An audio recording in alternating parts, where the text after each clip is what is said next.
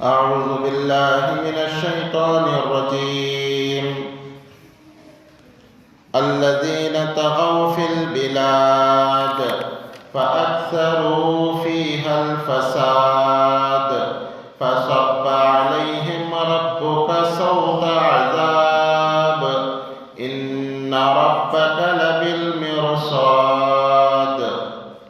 اللہ تعالیٰ کے فضل و کرم سے سورہ فجر کی 4 آیتیں آیت نمبر 11 سے لے کر آیت نمبر 14 تک کی تلاوت کی گئی ہیں۔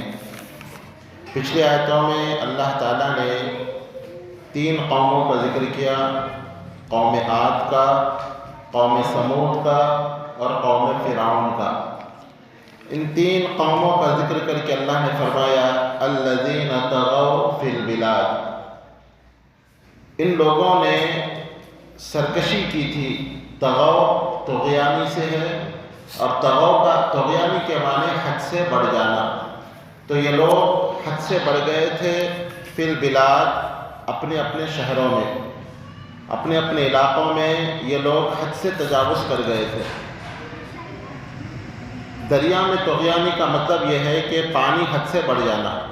تو یہاں پر اللہ تعالیٰ نے اسی کی طرف اشارہ کیا کہ اللہ کے کچھ حدود ہیں، یہ ان حدود سے آگے بڑھ گئے، طغیانی انہوں نے کی۔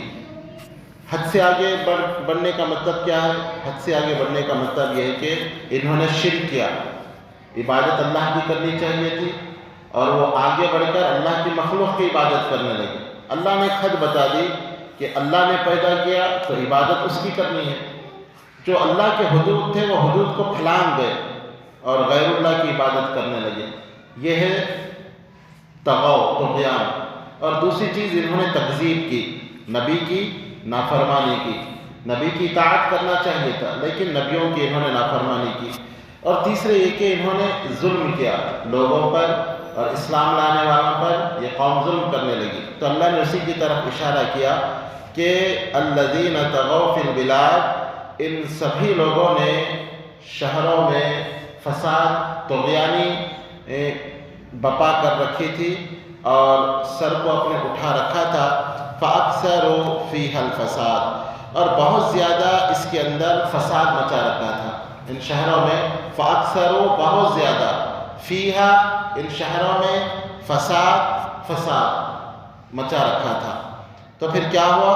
فَصَبَّ عَلَيْهِمْ رَبُّكَ سَوْطَ عَذَابٍ، فَصَبَّ، برسایا، علیہم، ان پر، ربک، تیرے رب نے، صوت کے معنی کوڑا، صوت عذاب، عذاب کا کوڑا۔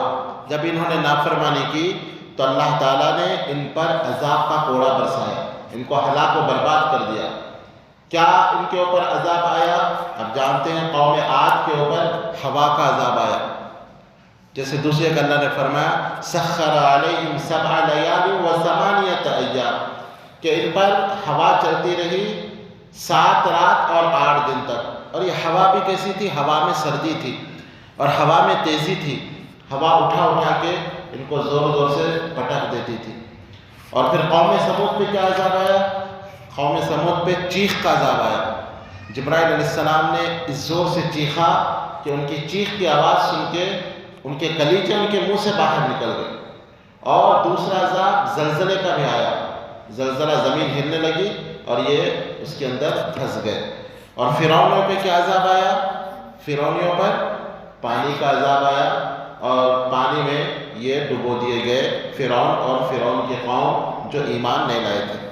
تو اللہ نے فرمایا کہ جب انہوں نے نافرمانی کی تو ہم نے بلکہ ان کے اوپر عذاب کا کوڑا برسایا۔ ان ربک لبالمرصاد، بے شک تیرا رب لبالمرصاد، گھات میں ہے۔ گھات میں ہے کا مطلب اللہ سن رہا ہے، دیکھ رہا ہے، اللہ ہر چیز سے باخبر ہے، اللہ پر کوئی چیز مخفی نہیں ہے، اللہ ہر چیز کو دیکھ رہا ہے۔ اگر اللہ کسی پر عذاب فوراً نہ دے تو دیر سے عذاب دے گا، یہ اللہ کی مصلحت ہے۔ اللہ کسی کو چاہے تو فوراً اس کی گرفت کرے اور کسی کو چاہے تو تھوڑی دیر سے اس کو ڈھیل دینے کے بعد گرفت کرے۔ تو ظالموں کو یہ نہیں سمجھنا چاہیے کہ وہ اللہ کی پہنچ سے باہر ہے، نہیں، اللہ تو دیکھ رہا ہے، ہر چیز دیکھ رہا ہے اور ہر چیز کو سن رہا ہے۔ یہاں پہ مرصاد سے مفسرین نے یہی تفسیر کی ہے، مرصاد کا مطلب کہ وہ سن رہا ہے اور دیکھ رہا ہے، ہر عمل کو دیکھ رہا ہے، انسان کے ہر عمل کو وہ جان رہا ہے، وہ کسی سے بے خبر نہیں ہے۔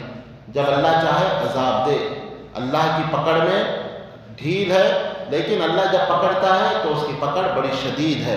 تیرے رب کی پکڑ، اللہ نے ایک جگہ فرمایا کہ بے شک تیرے رب کی ان بطش ربک لشدید، بے شک تیرے رب کی پکڑ بڑی سخت ہے۔ اسی طرح لوط علیہ السلام کی قوم پر بھی عذاب آئے، جبرائیل علیہ السلام نے پوری بستی کو اوپر اٹھایا اور وہیں سے زمین پہ دے مارا۔ تو یہاں پر اللہ تعالیٰ نے یہی فرمایا کہ ان ربک لبالمرصاد، یقیناً تیرا رب ہاتھ میں ہے، تیرا رب ہر عمل کو دیکھ رہا ہے، کسی سے اللہ بے خبر نہیں ہے۔ اسی لیے حدیث میں ہے کہ جب لوگ پلصراط کو پار کریں گے تو قنطرہ کے مقام پر سب کو روک دیا جائے گا۔ قنطرہ جو جنت اور جہنم کے درمیان ایک جگہ ہے، وہاں پہ روک کر اللہ تعالیٰ حقوق کا حساب لیں گے۔ یہاں تک کہ حدیث میں ہے اگر کسی نے کسی کو تھپڑ مارا تھا دنیا میں تو اللہ تعالیٰ اس کا بدلہ بھی اس کو دلائیں گے۔ اللہ اکبر! دیکھیے دنیا کی تاریخ کتنی لمبی ہے، ہزاروں کروڑوں سال دنیا کی تاریخ ہے، لیکن اس پوری دنیا کے اندر اگر کسی نے کسی وقت کسی کو تھپڑ مارا تھا وہ اللہ کو یاد ہوگا، اللہ بھولے گا نہیں۔ وَمَا كَانَ رَبُّكَ نَسِيًّا، اللہ فرماتے ہیں تیرا رب بھولنے والا نہیں ہے۔ دنیا میں ہم یہ نہ سمجھے کسی مظلوم کو تھپڑ مار کر ہم بچ جائیں گے، ہم بھول جائیں گے، لیکن اللہ نہیں بھولتا۔ کروڑوں سال کی تاریخ میں اگر کسی وقت کسی نے ایک تھپڑ بھی مارا ہوگا، اللہ قیامت کے دن قنطرہ مقام پر اس کو اس تھپڑ کا بدلہ اللہ تعالیٰ دلائیں گے۔ جو بھی ظلم کیا ہوگا اللہ تعالیٰ برابر اس کو اس کا بدلہ دلائیں گے۔ یہی ہے اس کا مطلب ربک لبالمرصاد، تیرا رب ہاتھ میں ہے، تیرا رب دیکھ رہا ہے۔ انسان کو اگر یہ احساس ہو جائے کہ میرا رب مجھے دیکھ رہا ہے، میری پوری ریکارڈنگ ہو رہی ہے، میرے ہر عمل کو اللہ یاد رکھ رہا ہے اور کل قیامت کے دن اس کا بدلہ اللہ مجھے دے گا، تو بتائیے انسان کہاں پر ظلم کرے گا، انسان کیسے لوگوں کا حق مارے گا، انسان کہاں جو ہے لوگوں کے ساتھ انسان جو برے معاملات کرے گا، اس کو پتہ ہوگا کہ اللہ دیکھ رہا ہے۔ تو یہاں پر بھی اللہ نے یہی کیا کہ جب ان قوموں نے فساد مچایا، جب ان قوموں نے تکذیب کی، جب ان قوموں نے طغیانی کا شکار ہو گئے، تو ہم نے کیا کیا؟ ان کے اوپر عذاب کا کوڑا برسایا، اور اللہ جس سے چاہے عذاب دے، سب اللہ کی مخلوق ہے۔ کسی کو ہوا سے عذاب دیا، کسی کو پانی سے عذاب دیا، یہ سب اللہ کی مخلوق ہے۔ اللہ ایک جگہ فرماتا ہے وَمَا يَعْلَمُ جُنُودَ رَبِّكَ إِلَّا هُوَ، تیرے رب کی فوج کو اس کے سوا کوئی نہیں جانتا۔ جس سے چاہے اللہ عذاب لے لے، فرشتوں کے ذریعے عذاب لے، اور زمین کی ہر مخلوق یہ اللہ کی فوج ہے۔ اللہ جس سے چاہے جس قوم کو کسی فرد کو ہلاک کر دے۔ نمرود کو ایک مچھر سے اللہ نے ہلاک کر دیا، ایک مچھر، چھوٹا سا مچھر نمرود کی ہلاکت کا ذریعہ بنا۔ تو یہ تمام کی تمام مخلوقات اللہ کی فوج ہے، اور اللہ جس سے چاہے جو ہے اپنا عذاب لے سکتا ہے، عذاب کا کوڑا برسا سکتا ہے۔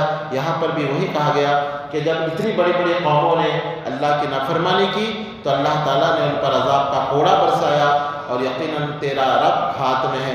بعض مفسرین کہتے ہیں ان ربک لبالمرصاد، یہ جواب قسم ہے۔ جو پہلے 5 چیزوں کی قسم کھائی گئی کہ قسم ہے فجر کی، قسم ہے 10 راتوں کی، جو 5 مخلوقات کی اللہ نے قسم کھائی، یہ اس کا جواب ہے۔ قسم اللہ نے کیوں کھائی؟